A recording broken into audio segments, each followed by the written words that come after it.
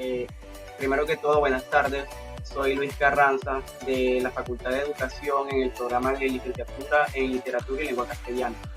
La tarde de hoy me encuentro realizando una explicación sobre un documento del señor Pierre Bourdieu que se titula El campo literario, prerequisitos críticos y principios de México. Para dar comienzo a este análisis del documento, me permito hacer una breve lectura de un resumen que se encuentra al inicio del documento. Y dice: la ciencia de un hecho intelectual o artístico encierra tres momentos. Ahora, antes de mencionar esos tres elementos, quiero hacer una pregunta: ¿qué es un hecho intelectual?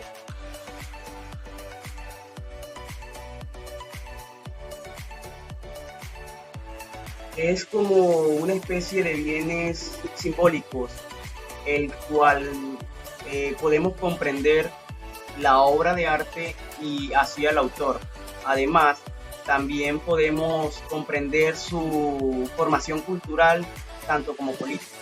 Retomando los tres momentos de la ciencia o un hecho intelectual, también puede ser artístico, cabe destacar que estos tienen la necesidad de ser distinguidos con claridad. El primer momento sería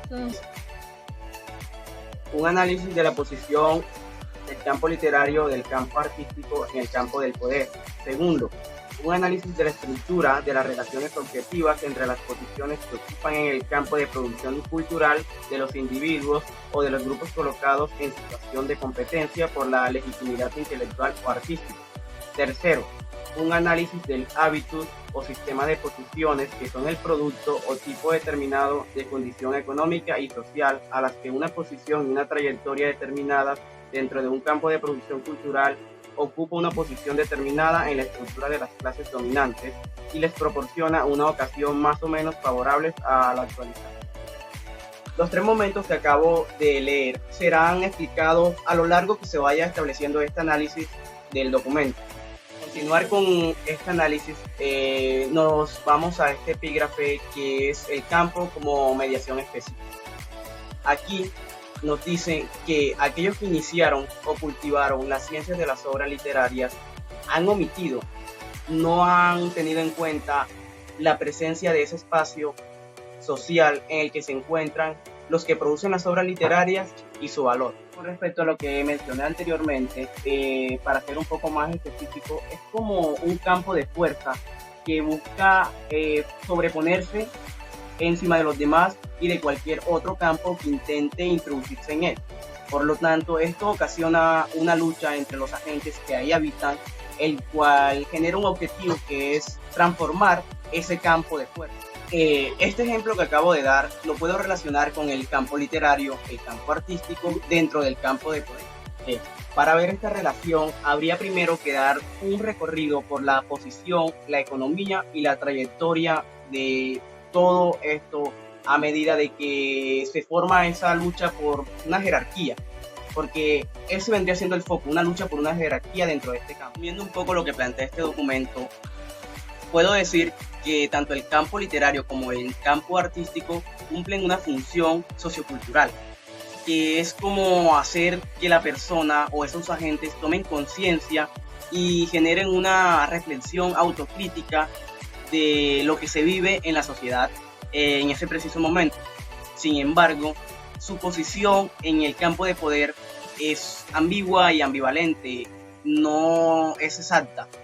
Esto se debe a que no cuenta con un poder financiero que le dé ese estatus en el campo, pero sí tiene o cuenta con autoridad y un reconocimiento legítimo gracias a esos productos culturales y simbólicos que ellos dan a conocer. Productos son los libros, las esculturas y todo aquello que represente arte en una sociedad consecuente.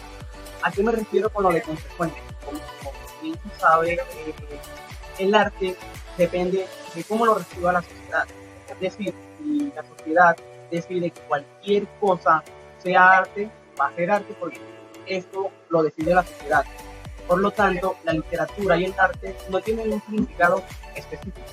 Entonces, ¿qué pasa? Que a medida o con base a estos productos, ellos crean una capacidad. Esa capacidad hace que se incluyan en el campo dominante. Influyen en el campo dominante. Porque a pesar de que no tienen un poder económico, van a tener un poder legítimo que lo van a consagrar a través de advertencias y consagraciones